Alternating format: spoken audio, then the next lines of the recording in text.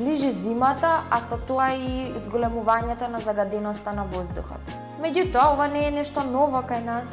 Во извештајот од Европската агенција за животна средина има навистина загрижувачки бројки за овој регион, вклучувајќи и нашата држава. Во овој регион, минатата година во просек имало 1500 смртни случаи на 100.000 граѓани, предизвикани токму од загаденоста на воздухот. Уште позагрижувачки е тоа што оваа година имаме и светска пандемија од вирус кој што ги напаѓа директно дишните патишта.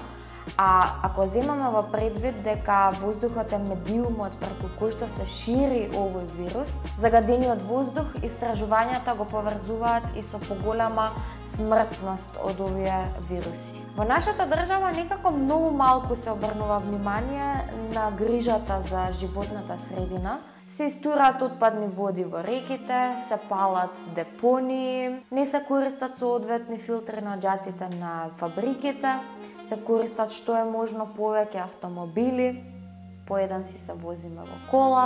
И се прашувам дали се во ова сега ќе ни се врати како бумеранг назад и ќе предизвика и уште поголеми жртви од овој вирус и во оваа пандемија. Има навистина голем број на големи загадувачи во државава кои што најчесто не се казнуваат, а и кога се казнуваат, се прашувам дали овие казни се соодветни со штетата која што ја предизвикуваат.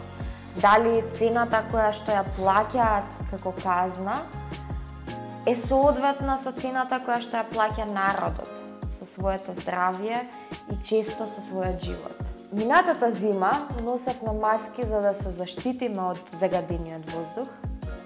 Оваа година имаме двојна причина зашто да ги носиме тие маски. Кај ми е мене маска?